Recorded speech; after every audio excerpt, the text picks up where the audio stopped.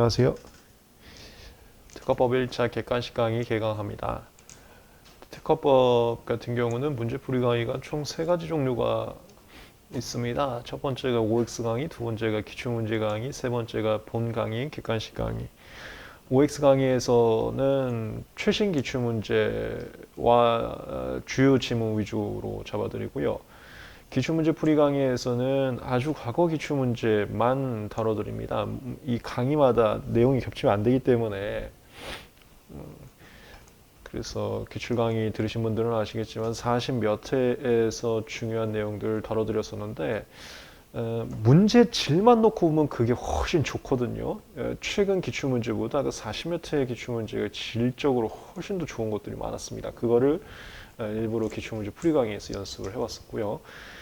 본 객관식 강의에서는 또 OX 기출 문제하고 내용이 겹치면 안 되기 때문에 여기서 뭘 볼 거냐면 객관식 문제집이 약 1000페이지 정도 되는데 거기에 기출 문제들도 들어가 있습니다. 근데 그것들은 안 볼 거고요. 그 창작 문제들만 볼 거예요. 근데 그 창작 문제 중에서도 난이도가 좀 높은 문제들을 볼 겁니다. 난이도가 높다라는 게 뭐냐면 첫 번째 응용 문제예요. 그리고 두 번째 조문과 판례 문제여도요. 조문 표현 그대로 판례 표현 그대로 내지 않고 조문과 판례를 이해한 상태에서 다른 사람의 표현으로 낸 문제예요. 세 번째 뭐 응용 문제하고 비슷한 건데 우리 변리사 실무적인 사례 문제예요. 그리고 원래는 시험 문제 나와서는 안 되는데 자꾸 매년에 빠짐없이 나오는 그 심사 기준 문제 그런 것들 위주로 객관식 강의에서는 잡아드릴 겁니다. 그래서요. 첫 번째 이 객관식 강의까지 마스터를 하게 되면은 특허법 상당한 고수의 레벨로 올라가실 거고요. 두 번째 내가 지금 OX 문제집이나 기출 문제집을 다 외웠어도 객관식 문제집 특히 우리 수업 시간에 배우는 이 문제들이 좀 어려울 수 있습니다. 그거 자연스러운 형상이에요. 딱 그 최고 레벨로 올려드리기 위해서 어려운 문제 선별해서 문제 풀 거니까요. 아니 내가 아직도 모르는 지문이 있나 하셔도 쫄지 마세요. 공부가 잘못된 거 아닙니다. 객관식 강의가 그런 취지예요. 그래서 요거까지 마스터하시면 이제 그냥 끝났다 특허법은 이라고 보시면 되겠습니다. 객관식 문제집이 좀 두껍습니다. 최고 레벨을 배출하기 위해서 만든 교재니까요. 그 객관식 문제집을 할 자신이 없는 분들, 그러니까 시간적으로 그런 분들은 OX하고 기출까지만 봐주시면 되겠고요. 수업 시간에 객관식 문제집을 다 풀 수는 없고 총 6회차로 진행할 겁니다. 그래서 그걸 6등분해 갖고 수업을 진행할 거예요. 그 다음에 수업 시간에 볼 문제들은 이렇게 미리 카톡방이나 이런 데다 올려드리겠습니다. 온라인으로 보시는 분들은 온라인 자료실에 올라가 있을 거고요.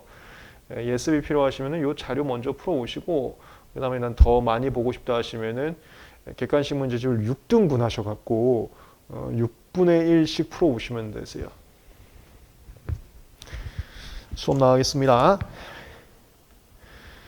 발명의 성립성 1번. 그래. 이것도 지문 좀 어색하실 거거든요. 발명은 자연법칙을 결과적으로 이용한 것이면 충분하기 때문에 자연법칙이 뭐 복잡하게 생각하실 필요 없어요. 다 읽고 얘기를 해드릴까요?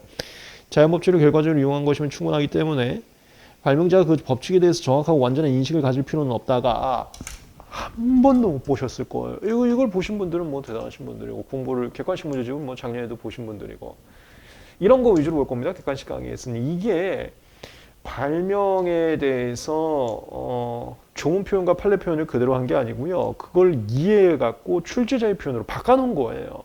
한번 보겠습니다. 이게 기억나세요? 수업 시간에 했던 거? 여기다 할게요. 여기다.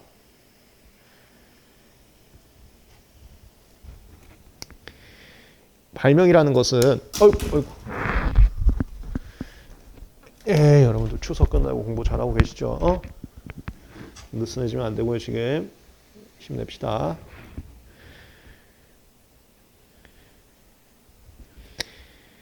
발명이라는 것은 효과가 본질입니다. 그래서 발명을 완성했다라는 것은 효과를 확인하고 그거를 반복 지원 가능하게 만들었다는 거예요. 이걸 완성이라고 합니다. 제가 수업 시간에 이런 얘기를 해드린 적이 있어요. 이 인식이면은 요 문제 풀기 좋은데요. A란 물질하고 B라는 물질을 넣어갖고 C라는 온도 조건에서 가열을 했더니 D라는 다이아몬드가 나왔어요.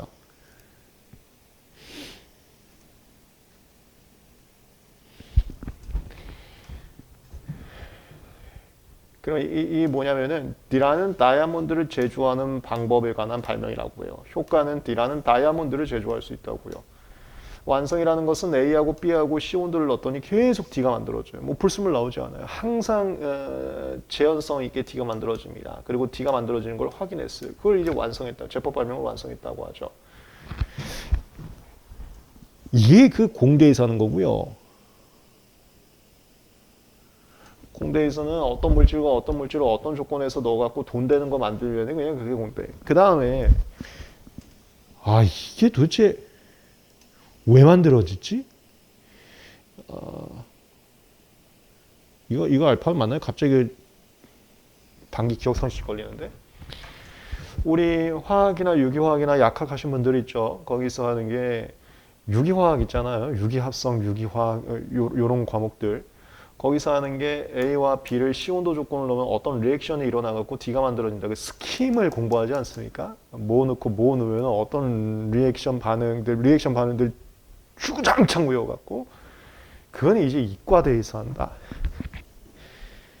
이거를 제가 통합 강의 때 말씀드린 적이 있어요. 자, 갑니다.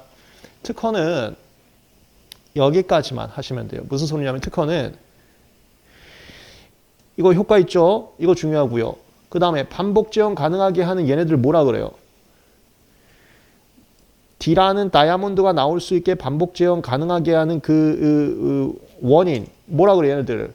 그걸 구성이라고 하는 거예요. 구성. 특허는 이 구성과 효과만 있으면 받을 수가 있습니다. 구성과 효과만 있으면 받을 수 있어요. 보통 항상 실무적으로 그렇게 하는 건 아니지만 실무는 나중에 가서 배우세요. 근데 여러분들 수험적으로 말씀드리면 특허는 발명을 완성한 다음에 청구항에 구성 위주로 집어넣어요. A와 B와 C 온도 조건을 포함하는 D의 제조 방법 그렇게 구성 위주로 쓰고요. 발명의 설명에다가 자세하게 D라는 효과가 나온다는 걸 써주고 그렇게 보통 특허를 구성하게 됩니다. 제가 간단하게 수스플릿가 뭐 하는지도 말씀드리지 않았습니까? 거기서 이건 필요가 없어요.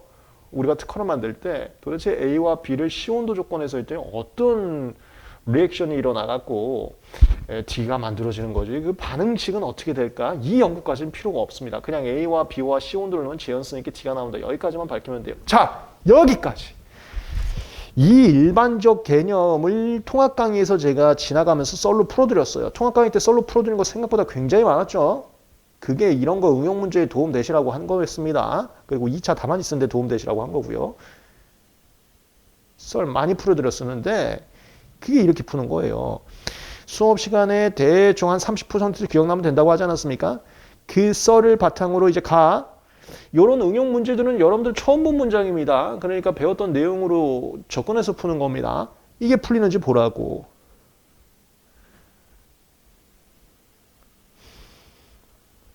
가요. 발명은 자연법칙을 결과적으로 이용하시면 충분하기 때문에 여기서 A와 B와 C 온도를 집어넣었을 때 도대체 어떠한 리액션에 의해서 일하는 D의 최종 결과가 나왔는지 그 법칙은 몰라도 돼요. 그냥 그 법칙을 이용해서 D라는 다이아몬드만 만들면 됩니다. 발명은 자연법칙을 결과적으로 이용한 것이면 충분하지 그 법칙이 어떻게 됐는지는 이 이과대 천재분들한테 맡겨도 되고 특허하는데 필요가 없습니다. 충분하기 때문에 발명자가 그 법칙에 대해서 정확하고 완전한 인식을 가질 필요는 없어요. 도대체 A와 B를 C 온도 조건, C 온도 조건 말고 막 X 온도 조건, Y 온도 조건이면 또 나오지도 않아. 왜 C 온도 조건에서는 도대체 어떤 리액션이 일어났길래 D라는 다이아몬드가 만들어지는지는 발명자가 관심 없어요. 그냥 A, B, C 넣어서 항상 D만 나온다. 재현 가능하게 원인되는 구성만 밝혀내면 될 뿐이에요. 특허는 거기까지만. 됐죠? 이렇게 푸는 거예요. 자, 1번 지문이 중요해서 제가 이렇게 길게 설명드린 건 아니고요. 난이도 높은 문제들은 이런 식으로 푼다라는 것을 말씀드린 거예요. 우리 통합 강의 때 굉장히 많은 썰을 풀어드렸습니다. 그 일부러 여러분들 재밌게 하는 것도 있지만 일부러 풀어드렸어요. 거기서 기억났던 30%를 가지고 와서 이렇게 푸는 거였습니다. 연습해 보세요. 객관식 문제집을 통해서 이런 것까지만 연습을 하시면 여러분들은 그냥 바로 100점짜리 되시는 거예요. 최고 스펙이 되시는 겁니다. 다음 2번. 발견 그 자체는 창작이 아니기 때문에 발명에 해당하지 아니하나. 무슨 소리죠 이거? 여기다가 발명이란 무엇이냐? 발명의 정의라고도 하고 성립성이라고도 합니다. 특허로서 보호 대상으로서 어떠한 성질을 가지면 성립 요건을 만족하는지. 보호 성립 요건.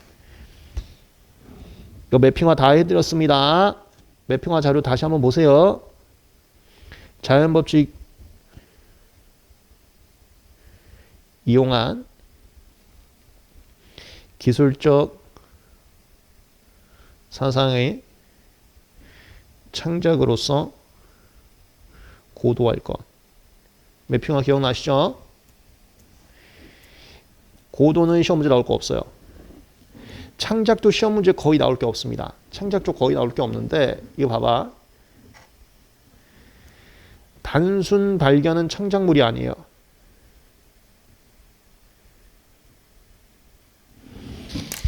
신께서 주신 광물을 단순히 발견한 것은 창작물이 아니기 때문에 특허법상 보호받지 않습니다. 이게 우리나라에는 시험 문제 잘 안 나온다 해서 혹시 기억나세요? 안젤리나 졸리가 시술 받아서 유명해졌다고 하는 그 유전자 검색 시술, 유전자 검색 시술, 유방암을 발현시키는 것으로 보이는 유전자가 존재하는지를 검사를 해서 그 유전자를 조제하면 내가 지금 당장 유방암이 없더라도 미리 예방하기 위해서 유방을 절제하는 거죠. 요게 그 유방암을 발현시키는 유전자 자체를 특허를 받아갖고 그 특허를 가진 회사에서만 그 유전자가 있는지의 검사가 가능했었고, 근데 특허가 있다 보니까 굉장히 비싸서 부자들만 그 검사를 받은 다음에 부자들만 그 유전자가 있으면 사전에 유방암을 절제함으로써 유방암을 걸리는 것을 막은 그런 것들이 있었어요. 그러자 시민단체들이 우리 돈 없는 사람들도 만약에 그런 유전자가 있으면은 검사받고 싶다 하면서 특허 무효 심판을 제기를 합니다. 그리고서는 미국에서 이게 무효가 됐는데 굉장히 이슈가 됐었어요. 왜냐하면 미국이 인간 게놈 프로젝트라고 해서 인간 내 각 유전자들이 어떤 역할을 하는지 그 지도를 밝힌다라는 표현을 썼었거든요. 요거는 요런 역할하고 요건 요런 역할하고 요건 이제 소원이 되고 요건 발톱 만들고 요건 머리카락 만들고 요건 눈 만들고 그거를 밝혀놨는데 천문학적인 액수를 투자했기 때문에 돈 투자하면 특허를 받는 게 당연한 상식으로 생각이 됐었어요. 그래서 특허를 받았다가 특허를 안 준대요. 왜 안 준다면 그거 그냥 신께서 주신 것을 발견한 것에 불과하대요. 유전자 우리가 만든 거 아니잖아요. 신께서 주신 것을 그냥 그거 저 유방암 넣으려고 신께서 만드셨고 말이 좀 이상한데? 그리고 단순 발견에 불과하다 해서 특허가 무효된 사건 기억났어요? 1차 통합회 때 말씀드렸는데 거기 쟁점이 이겁니다. 창작. 그래서 단순 발견은 특허법상 보호 대상인 발명으로 성립되지 않습니다. 창작이 아니기 때문에 그래요. 그러나 이 다음 거. 일정한 경우 특허법상 발명으로 취급되는 경우가 있다가 뭐냐면요. 이거 굉장히 올드한 표현인데 이거 봐요.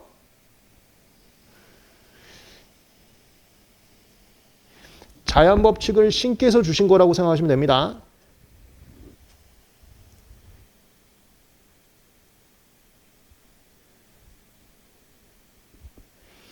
신께서 주신 것을 단순히 발견한 것은 창작이 아니에요. 하지만 신께서 주신 것을 이용해서 인간 사이에서 희한하게 써먹어요. 너 왜 안 나와? 신께서 주신 것을 인간 특유로 이용을 해서 써먹어요. 이런 발명이 될 수가 있습니다. 무슨 소리냐면 저희 제약 분야 의약용도 발명할 때 이런 표현을 써요. 알파라는 물질을 신께서 3분비를 억제하는 식으로 만들어서 주셨어요. 알파란 물질. 뭐 쑥을 추출하면 뭐 있다고 가정을 해볼까요? 신께서 쑥을 주셨는데요. 쑥을 사람이 만든 거 아니지 않습니까? 이거 자연계에 있었잖아요. 신께서 쑥을 주셨는데 쑥 안에 갈아버리면 알파란 물질이 존재했던 겁니다. 그거 다 신께서 주신 거 아닙니까? 쑥 안에 있는 건데 사람이 갑자기 쑥 만들어갖고 알파 집어넣은 거 아니잖아요. 알파란 물질이 있었는데 그게 3분비의 억제를 좀 해주는 역할이 있었어요. 그래서 이제 사람이 그거를 발견을 해갖고, 여기까지 발견입니다. 발견을 해갖고 알파 물질을 포함하는 위장약 치료제, 이렇게 이거를 위장약 치료제라는 인간용 걸로 바꿔놨어요.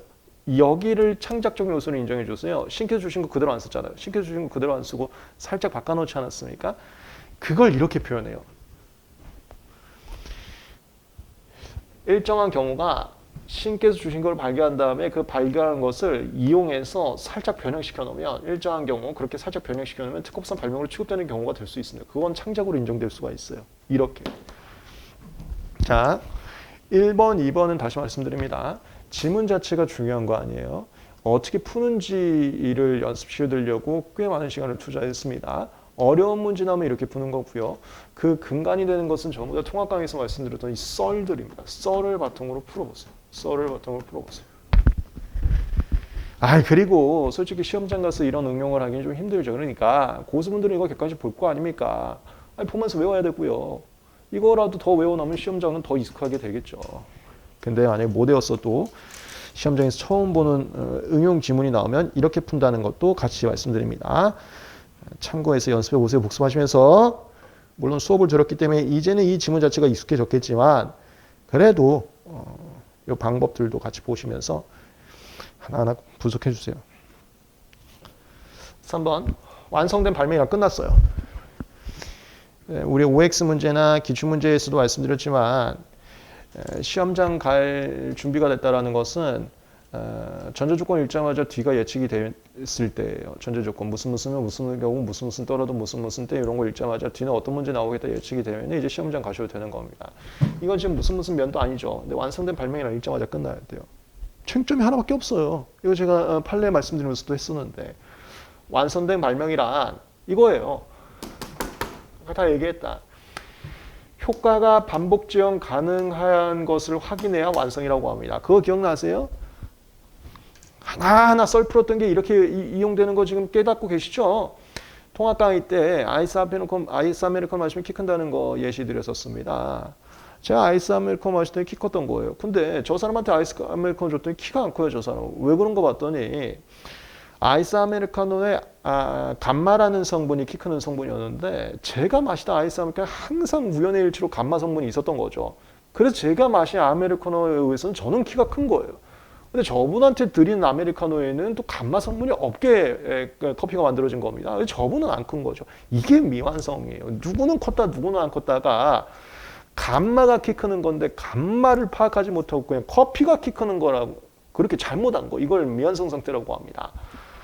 완성 상태는 커피가 키 큰다가 아니고요. 구성을 감마 성분까지 밝혀내는 거죠. 감마 성분이 키 큰다. 여기까지 밝혀내는 것을 발명의 완성이라고 합니다. 발명은 효과고요. 키 크는 효과의 완성이라는 것은 반복 지연 가능한 원인을 밝혔을 때 커피를 밝힌 게 아니라 커피 속에 있는 감마 성분이다를 밝혔을 때 완성이라고 합니다. 자, 이걸로 완성된 발명이란 발명에 속하는 기술을 통상에 지정한 사람. 잠깐만. 문제 읽을 때 이거 어떻게 하라 그랬어요? 이거 갖다 버리라 그랬어? 이거 뭐야 이거? 이거 갖다 버리는 겁니다.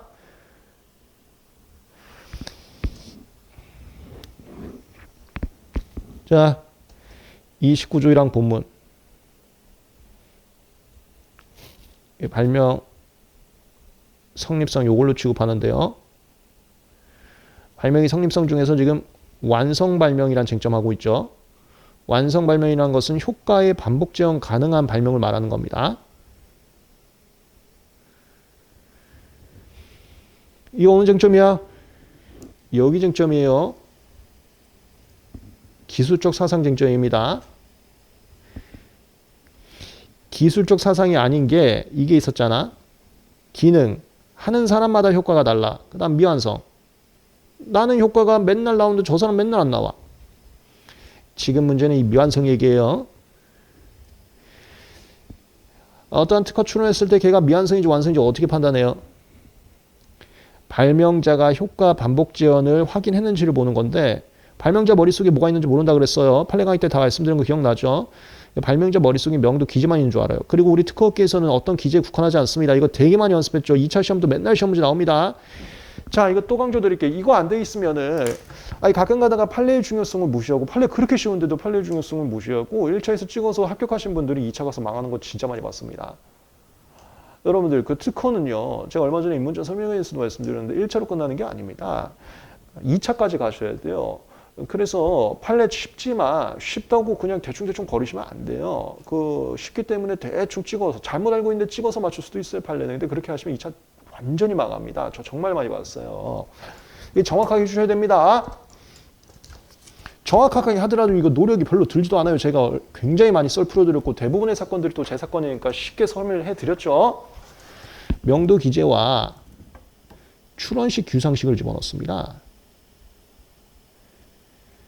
발명자 머릿속에는 이것만 있는 줄 알은 거예요. 그래서 심사할 때 명도 기재와 출원식 규상식을 참고했을 때 청구항에 써 있는 발명이 효과가 반복 지연이 가능할 정도로 예상이 되는지 이걸 보는 거. 되세요? 이거 맨날 시험 문제 나오는 판례예요.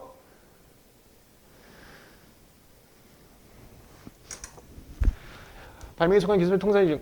그리고 이것도 말씀드렸다. 가끔 판례나 이런 데서 출원시를 빼먹은 적이 있어. 그래서 출원시 안 써있으면 맞는 식으로 해주세요.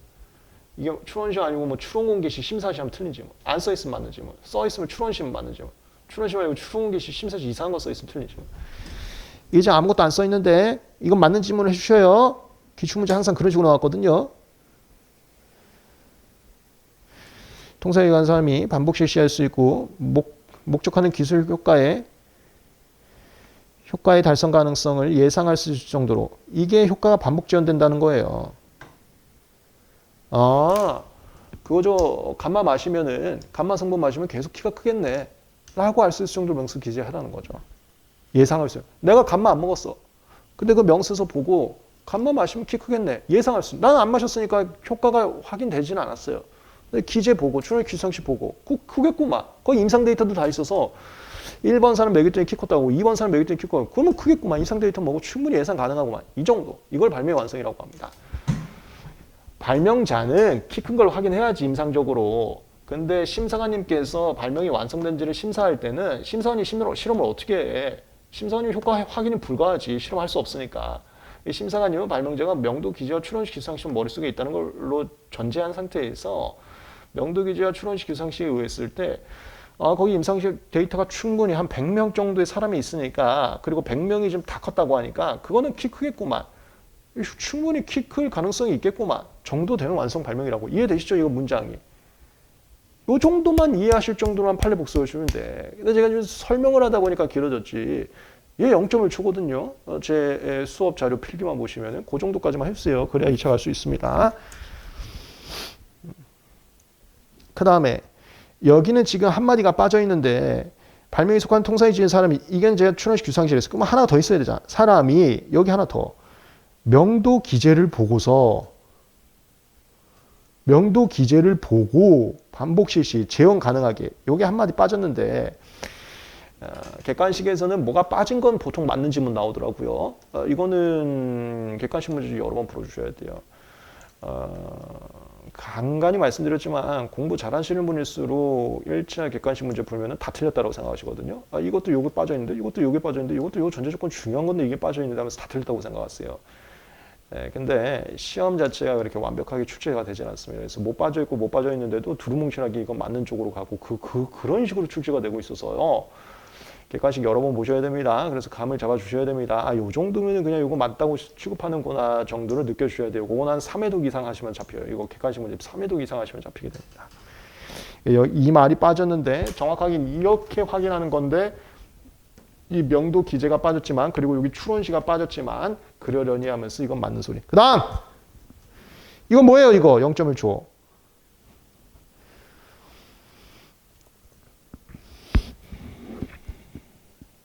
많이 했다. 미완성 발명은 이거 봐봐요. 여기서 똑바로 못 만들었어요. 커피 마시면 키 큰데요. 똑바로 몰라요. 이 심사 청구했어요. 야야야, 이거 키 계속 안 크는 것 같아. 29조이랑 본문 위반으로 거절을 통지했어요. 가만히 있어봐. 근데 그 전에 추론 공개가 됐어요. 추론 공개는 됐고 거절을 통지하고 거절 결정됐습니다. 이렇게 되면요, 봐봐. 추론 공개 시점부터 이거 29조이랑 각호제이 나옵니다. 많이 했죠?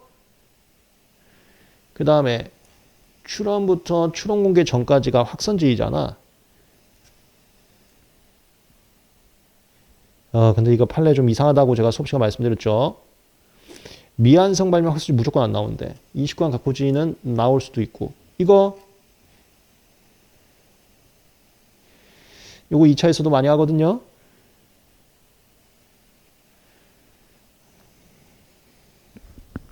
(1차에) 자주 나옵니다. 미완성 발명은 확선지 무조건 안 줍니다. 판례. 미완성 발명이라 하더라도 다른 표현으로 표현이 불충분한 발명이라 하더라도 그게 똑같은 소리예요. 표현이 불충분하다는 게 감마 마시면 키 크는 건데 그 감마 속에 있는 커피를 정확하게 모르냐. 커피 마시면 키 큰다고 했던 거. 감마를 정확하게 표현하지 못한 거. 그거 비슷한 내용이에요. 미완성이거나 표현이 불충분한 발명이라 할지라도 20강 각호지가 나올 수도 있다. 많이 했습니다. 판례 강의 때. 확선지는 절대 안 나오고요. 그래서 이게 뭔 소린데? 이거 많이 했어. 이거. 얘를 갑이라고 하고 이거 갑거. 병이 요 사이에. 병은 완성시켜서 출원했어요. 얘 확성 오케이라고. 이 소리야, 이 소리. 요 확선지가 안 나오기 때문에 얘는 확선 무조건 오케이. 근데 병이 여기서 A 출원했어요. 그리고 얘네 진보성 같은 거 위반될 수가 있습니다.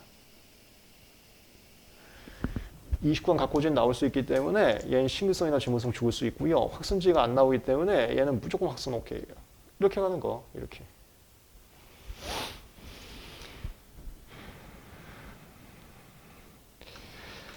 수업을 이렇게 OX 강의나 기출 강의도 연습을 하신 분들도 좀 들어오셨겠지만 하나하나 분석하는 게 중요합니다. 대충 읽고 넘어가는 것은 하나도 도움이 되지 않고도 그거는 하나만 하기 때문에. 그래서 수업 시간에 많은 문제를 보지 않을 거예요. 지금 수업 시간에 볼 문제들로 몇 개 이렇게 추려왔는데 이 문제들도 솔직히 말해서 다 못 볼 수도 있어요.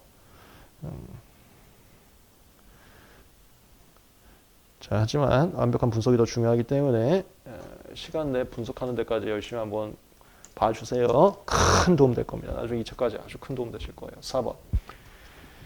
특허법상 발명은 자연법칙 이용한 기술적 사상이 창작으로서 고도한 것이고 맞네요. 자기 창고. 실용법상 고안은 이거 발명하고 고안 대비네요. 고도가 빠져요. 자기 창까지만. 고도성을 요구하지 않으나 특허의 대상이 모두 실용시험 대상이 되는 것은 아니다. 뭐예요 이거? 얘도 시험 문제 진짜 자주 나옵니다. 이거는 그냥 생활화돼 있으셔야 돼. 읽자마자 0.1초 만에 끝내야 돼. 0.1초 만에. 이거 왜 다 맞아? 다 맞는 거 맞네요. 5번이 정답이었네요.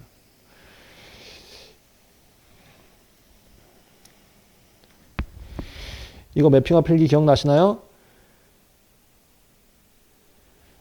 발명은 자기 창고. 고안은 잠깐만 친구 조금만 더 옆으로 와봐. 자기창. 자연법칙 이용한 기술적 사상의 창작. 특허에서의 기술적 사상은 이걸 범주라고도 하고 카테고리라고도 하는데요. 물건, 방법, 제법이 있고요. 이 물건 안에는 외형의 특징이 있는 물건이 있기도 하고요. 외형의 특징이 없는 물건이 있기도 해요. 실용신하는 이 기술적 사상은 외형의 특징이 있는 물건만 가능합니다. 그래서 야 이것도 기억나시죠? 제가 계속 썰 풀어드렸던 거. LED 마스크 있어요. 우리 고객께서 이렇게 생긴 LED 마스크 가져오셨어요. 외형의 특징이 있어요.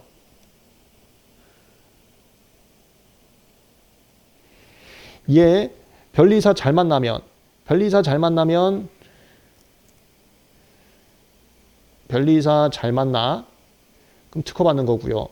기억나시죠? 통합 강의 때 설 풀어드린 거? 변리사 중간 정도 만나면 실용시장 갈 수 있고요. 변리사 못 만나면 디자인 갑니다. 디자인 하나만 하야 되는 거. 이거 기억나세요? 똑같이 생긴 것도 변리사를 누굴 만나냐에 따라서 누구는 변리사 잘 만나서 이거 특허권 받아오고요. 진짜 웃기죠? 발명자님은 그냥 이거 만들었어요. 근데 변리사가 누구인지 따라서 내 권리가 달라진다는 거. 권리는 무조건 특허권이 좋아요. 권리는 무조건 특허권이 좋습니다.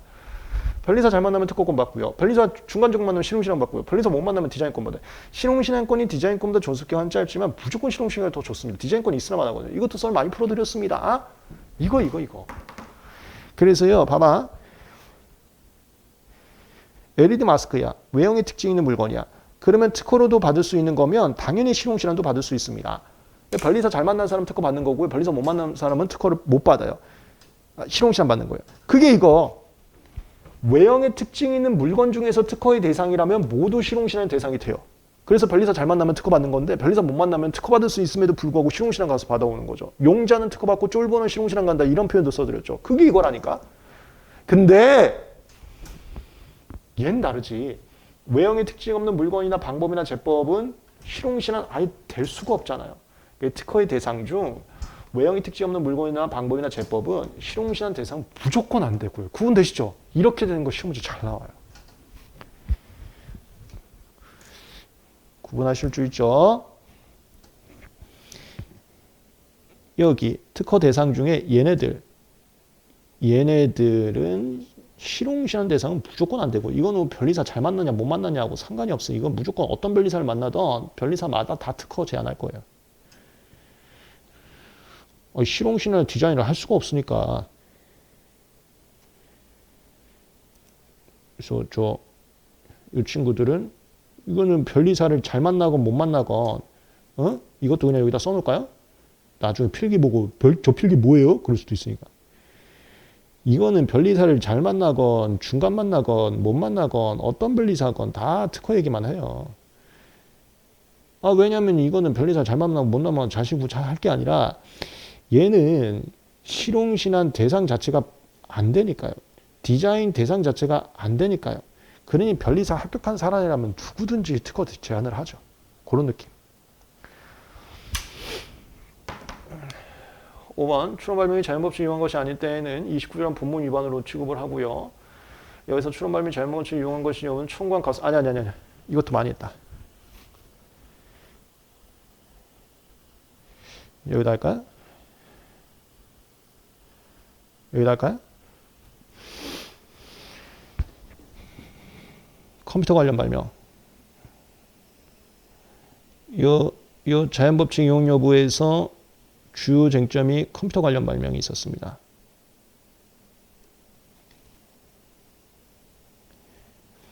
컴퓨터 관련 발명은 저희 실무에서는 주로 방법 발명으로 많이 쓰고 있는데요. 청구항을 이렇게 쓴다고 다 썰 풀어드렸어요. A 단계와 방법 발명은 무슨 단계 이렇게 쓴다 그랬죠. 구성을. B 단계를 포함하는 개방형 다 슬슬 기억나죠? 이루어지는 폐쇄형 방법. 제가 어플리케이션 같은 거 많이 했다 그랬잖아요. 제약 분야. 이 A 단계 거치고 B 단계 거친다라는 것을 요즘엔 PM이라 그러대. 나는 솔로하고 돌싱글즈 이런데 계속 PM 분들이 출연하는 것 같던데 플로우 차트. 이 플로우 차트를 만들어요. 이게 PM 분들이 만드는 건가? 이 플로우 차트 만들고 플로우 차트를 보통 프린터가 하던가 제가 앱 만드는 거 말씀드렸습니다. 앱 같은 경우는 다 핸드폰, 그 다음에 회사 내 메인 서버, 이런 게 하드웨어죠. 이 플로우 차트를 하드웨어로 구동시키고 그 하드웨어로 구동시킬 때 뻥나지 않고 깔끔하게 구동시키는 그 시언어 작업은 개발자가 하고, 개발자 PM 그렇게 하나 보던데, 나도 여기 직업 명칭을 잘 모르겠는데 나노솔루나 도신거에서 PM 자꾸 나오잖아요. 개발자 말고 PM이 이런 거 하시는 건가? 하여튼 방법 발명은 이렇게 이루어지는데요. 여기에 각 단계를 보면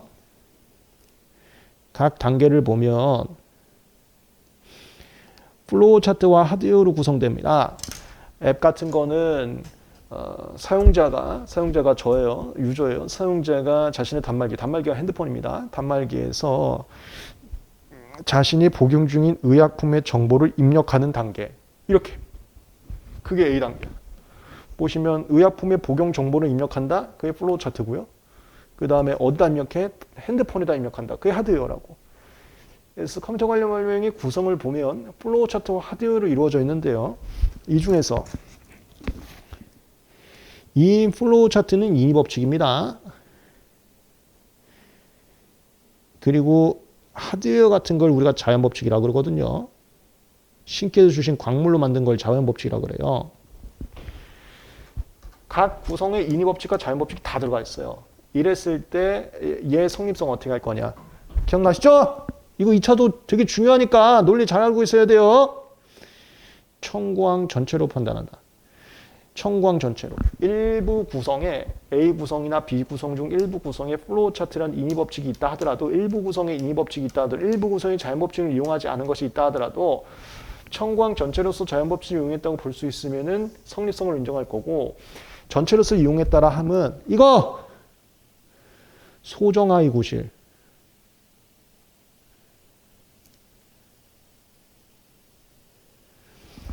소프트웨어 정보 처리가 이게 앱 구동에서 나오는 효과 얘기하는 거예요. 효과. 제가 애플리케이션 했던 것은 바람직한 건강기능식품 추천 앱 이런 거였거든요. 그럼 뭐야 그 기름 그거. 오메가3 하루에 한 번씩 먹어라. 이런 거 결과물. 소프트웨어 정보 처리가 하드웨어에서 구체적으로 실현돼서 이건 자동화되었을 때라고 표현했습니다. 자동화되고 있으면은 전체로서 성립성이 있다라고 인정해주고 있죠. 이 판례에서 되게 중요한 게 했던 겁니다. 2차까지도 중요한 내용이에요. 추론 발명이 자연법칙을 이용한 것이 아닌 때에는 20권 본문으로 거절되는데, 여기서 추론 발명이 자연법칙을 이용한 것인지 여부는 청구한 구성별로 하는 게 아니고요. 전체로서 판단합니다. 그래서 일부 구성에 인위 법칙이 들어가 있다 하더라도 전체로서 자동화되고 있으면, 자동화가 사람 손으로 하지 않고 이렇게 핸드폰과 서버가 지들이 자동화하고 있으면, 보통 컴퓨터가 자동화하고 있다 이렇게 해서 컴퓨터 관련 발명이라고 하거든요. 서버가 자동화하고 있으면은 전체로서 성립성 인정을 하고 있습니다. 첫 번째 문제였어요. 1시간을 냈는데요. 하지만 이렇게 분석을 해주셔야 되고요. 첫 강의는 샘플 강의로 올라가니까 그 샘플로 보시는 분들도 명심해 주세요. 자신이 지금 문제집은 다 보고 계실 거예요. 문제집 안 보고 계시면 큰일 납니다. 특허는 어렵기 때문에, 제가 아직도 수많은 상담을 받고 있는데 특허는 어렵기 때문에, 얼마 전에 입문자 설명에서도 말씀드렸지만 민법하고 달라요. 민법보다 훨씬 어렵게 나옵니다. 출제 자체가. 상표나 디보는 민법하고 비슷하다고 보실 수 있어요. 근데 특허는 그렇지 않습니다. 그래서 나는 민법을 기본서문 봤더니 모의고사 이런 게 잘 풀려서 전 기본서문 봐요. 택도 없어요. 상표나 디보는 기본서문 봐도 됩니다. 디보는 기본서문 보셔도 돼요. 주문노트 보셨으면 좋겠지만 기본서문 보셔도 됩니다. 상표나 디자인은 민법 수준의 난이도로 출제가 되니까요. 근데 특허는 난이도가 달라요. 난이도가 다른데 어떻게 똑같이 공부를 하십니까? 특허는 기본서문 보시고 있으면 절대 고점 못 가고요. 그래서 저는 기본서를 좀 많이 보고 있어요. 이런 분들 최근에 많이 상담해 드렸는데, 당장 문제집을 먼저 봐주셔라. 문제집 먼저 갔다가 나중에 기본서 봐주셔라는 상담을 많이 해드리는데, 특허가 어렵게 나오기 때문에 그렇습니다. 그래서 다들 저 문제집 보고 계실 거라고 믿어요. 제가 통합 강의 때 OX 문제 꼭 보라고 했잖아요. 근데 혹시라도 아직도 내가 기본서만 보고 있고 문제집을 안 보고 있다 하면은 빨리 보시고요. 제가 드리고 싶었던 말은, 대부분의 분들은 제가 상담도 해주고 수업 때 그렇게 하라고 했으니까 문제를 보고 계실 거예요. 근데 문제를 보고 계실 때 이렇게 분석을 하고 있었는지를 봐달라고요. 분석을 안 하고 대충대충 그냥 넘어갔는지를 봐달라고. 대충대충 넘어가면 하나도 도움이 안 된다니까요. 그런 샘플적인 의미가 있겠네요. 한번 잘 봐주시기 바랍니다. 이게 정답은 5번이었어요. 잠깐만 쉬셨다가 이어서 또 문제 풀겠습니다. 다시 말씀드리지만 객관식 강의가 대략 1000페이지 정도 되어 있는 객관식 문제집을 전부 풀 건 아니고요. 6회차를 통해서 그 6등분해서 풀 건데 6등분을 한 걸 또 다 풀 건 아니고요. 수업 시간에 볼 문제들을 미리 드릴 건데 또 이렇게. 근데 이 미리 드린 문제들도 다 풀지는 않아요. 이 중에서도 시간 되는 데까지 푸는 게 객관식 강의라고 보시면 되겠습니다.